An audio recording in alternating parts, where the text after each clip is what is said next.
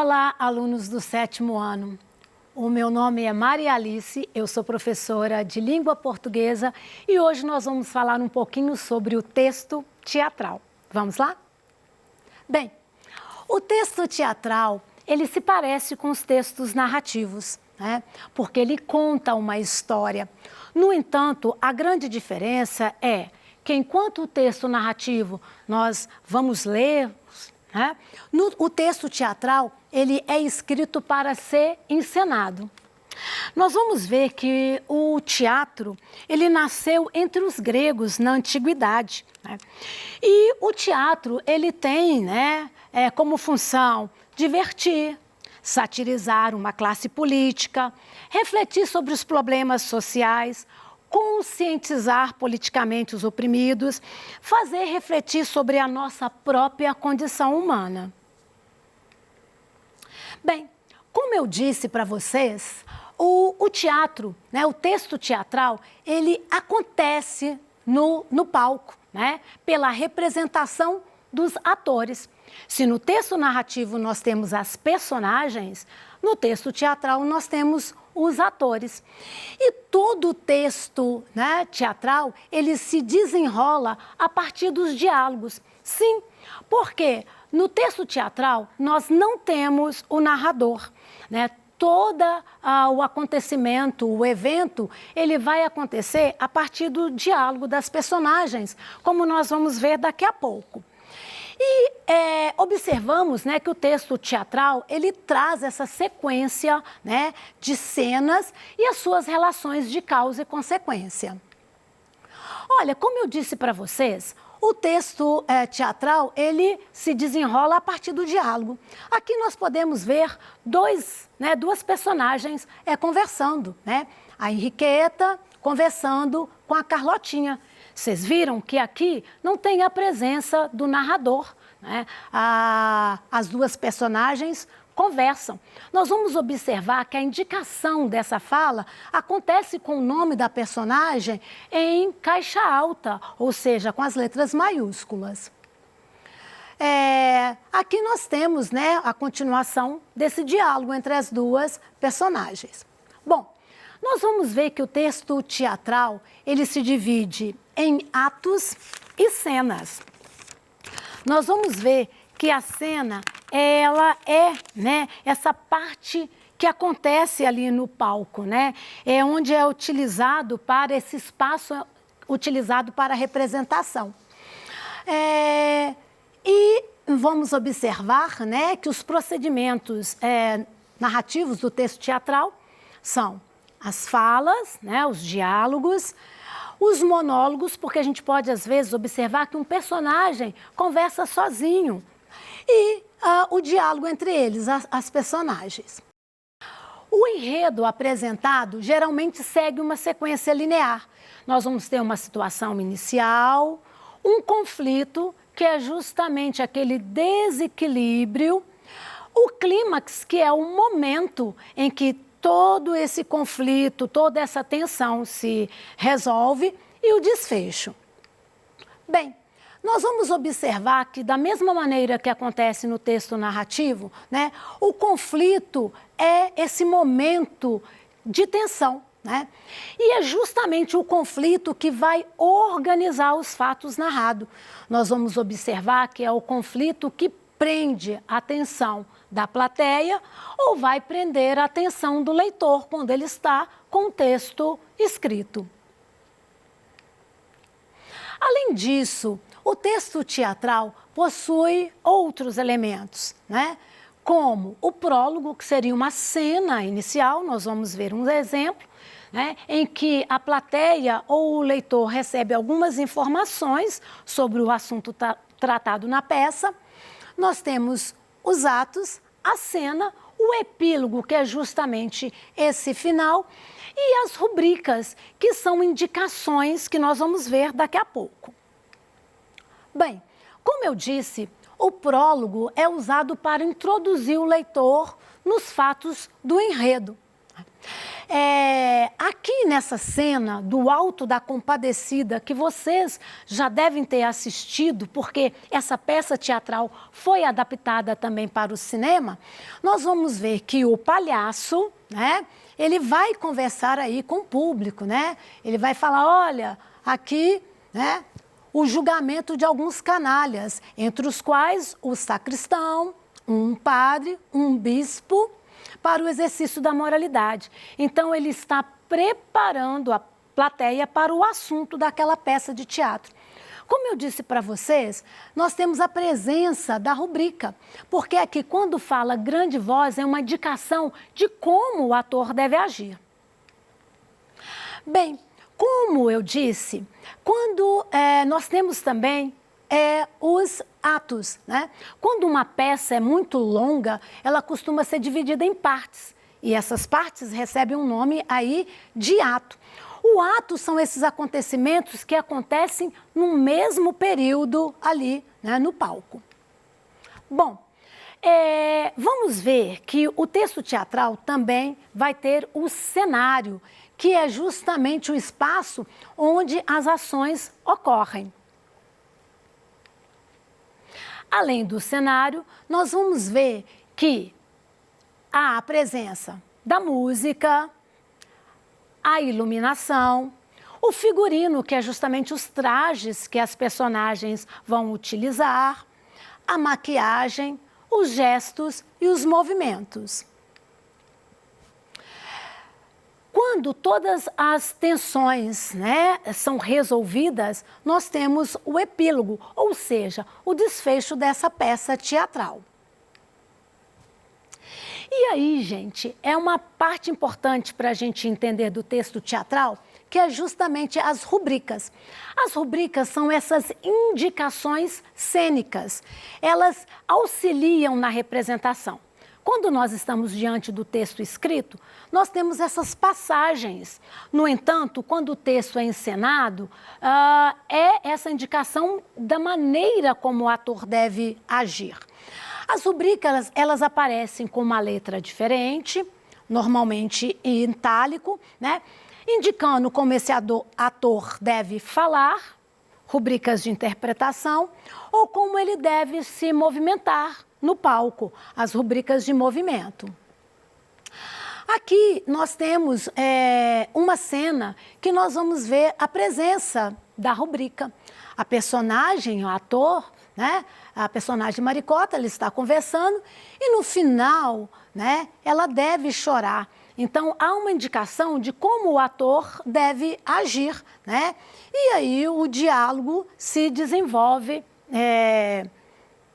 naturalmente. Bem, aqui também nós temos um outro exemplo de rubrica, né? De movimento, porque a personagem Faustino, conversando com a Maricota, ele fala, Maricota, eis-me a teus pés. E aí ele vai se movimentar. Então ele vai ajoelhar enquanto ele fala, a Maricota vai rir sem que ele veja. Olha, quando nós estamos diante do texto escrito, nós lemos isso. Mas quando a peça é encenada, os atores vão agir de acordo com o que está sendo apresentado no texto. Bem, a linguagem do texto teatral vai variar de acordo com a época que foi escrito, ou às vezes com a intenção do autor, né? Porque ele quer retratar um determinado nível social ou cultural das personagens. Agora, gente, existem alguns elementos importantes para a gente rever sobre o texto teatral, né, escrito. Então, nós vimos que o texto teatral, ele dispensa o narrador. Então, nós não teremos aí o narrador, porque o desenrolar do evento acontece pelo diálogo das personagens, né? Então, nós temos aí a presença do discurso direto. É o discurso direto, a estrutura básica, né, do texto teatral, né? É o diálogo que vai trazer esse desenvolvimento aí das ações. Como nós já vimos no outro exemplo, né, o texto traz ali o nome das personagens antes da fala, né? E as rubricas, né, elas vão trazer essas indicações de interpretação, de movimento, né? E o nível da linguagem, nós vimos que vai depender do contexto. Quando a peça é muito grande, ela é dividida em atos. Bem, existe aí um elemento importante para a gente falar quando nós temos o texto teatral, que é justamente a questão, né, do ator, do texto e do público. O ator vai interpretar esse texto para o público, né? E ali se estabelece uma cumplicidade, né? E o teatro, ele pode, né, proporcionar prazer, ele pode levar a reflexões, ele pode ensinar. Bem, alunos do 7º ano, aqui nós podemos ver um momento em que um texto teatral é encenado. Nós temos o público, né? E nós temos os atores em cena, né? Eles estão aí vestidos com roupas típicas, a questão do figurino, né? E nós podemos observar esse momento, né, do desenrolar do texto teatral. Como nós vimos, né, o teatro, ele é o encontro de outras artes. Então, nós temos a presença da arquitetura, ou seja, nós temos ali essa questão desse cenário que é modelado, que é construído. Nós temos a presença da pintura, né? A música também vai aparecer quando um texto teatral ele é encenado, para trazer toda essa questão mesmo da emoção, da ambientação. Nós vamos, né, como nós vimos no slide anterior, nós temos aí a arte, né, da indumentária, que é justamente o figurino, as roupas, né? Além disso, a iluminação e as mobílias, né? Bom, nós vamos ver que todos esses elementos na hora da encenação, eles são coordenados pelo diretor. Aqui nós temos mais uma cena também, né, dos atores no palco. Aqui a gente pode observar a questão dos instrumentos musicais, mostrando que os atores estão tocando aí uma música, a questão dos próprios gestos, né, a fisionomia. Então nós temos, e também a questão dos figurinos. Então a gente tem aí uma cena que representa bem o que nós acabamos de ver. Vamos observar que a literatura dramática ela fica documentada nos livros. Né? Como eu disse para vocês, muitas vezes nós temos esse texto teatral, né, aí no livro. Quando ele é encenado, né, nós teremos a construção desses cenários, né, a questão dos figurinos, que podem ficar aí registrados nas fotografias, nos desenhos, né? Agora, o teatro mesmo, ele só se realiza enquanto dura o espetáculo, né? Talvez por isso a sua esse grande fascínio. Bem, nós vamos ver que existem diferentes textos dramáticos, né? E vamos passar um a um. Olha, a tragédia é um gênero, né, que vai ser caracterizado pelos conflitos, né, solenes. Vocês vão lembrar de um texto teatral muito famoso, que é uma tragédia, que é o Romeu e Julieta. No Romeu e Julieta, nós temos essas personagens, né, que têm um destino trágico, porque os dois jovens se apaixonam e a família é inimiga. E no final, né, da peça de teatro, nós temos a morte das duas personagens. As comédias. As comédias são peças teatrais que, por intermédio do riso, vai se refletir ou criticar aspectos da vida cotidiana. Na comédia, nós vamos ver que essas questões das imperfeições da vida cotidiana são apresentadas, né? E nós temos essa questão que, pelo riso, também, né, se ensina. Além da tragédia e da comédia, nós temos a mistura dos dois, né? Que é a tragicomédia, que vai abordar assuntos trágicos, mas com elementos cômicos. Além da tragicomédia, nós temos o drama. O drama é caracterizado por essa existência desse conflito, né? O drama vai ter várias cenas, normalmente esse tom mais sério, levando a grandes reflexões. Além do drama, nós vamos ter os autos, como nós já comentamos aqui, que são essas peças com assuntos religiosos, né? Tratado pode ser de maneira séria ou de maneira cômica. O exemplo que eu citei anteriormente foi o Auto da Compadecida, que foi adaptado também para o cinema, né? O objetivo dos autos é justamente moralizar o público, né? Ou difundir a fé cristã. Além disso, nós teremos aí as farsas. As farsas são peças cômicas mais curtas, em apenas um ato. As farsas vão ter poucas personagens, né? O enredo tem a ver com as questões do cotidiano e normalmente tem um caráter cômico. Bem, alunos do 7º ano, para preparar essa aula, eu consultei aí o livro Português, Literatura, Produção de Texto e Gramática. Eu também consultei, né, 2 sites falando do texto teatral e dos textos dramáticos.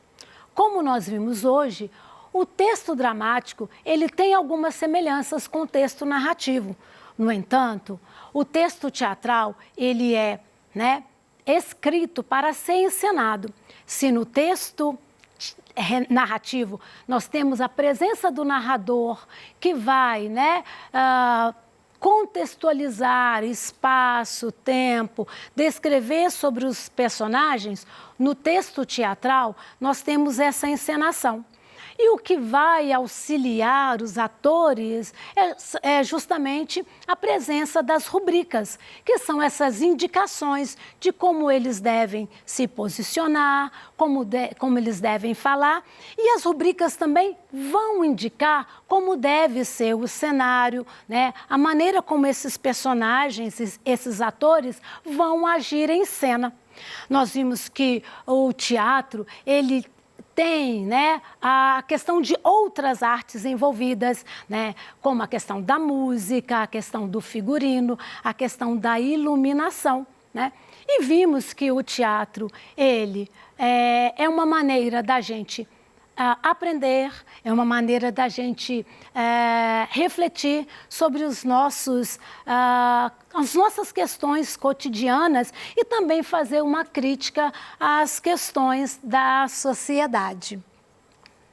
Bem, eu agradeço a presença de vocês e nós nos encontramos em um outro momento para falar mais sobre os vários tipos de gêneros textuais.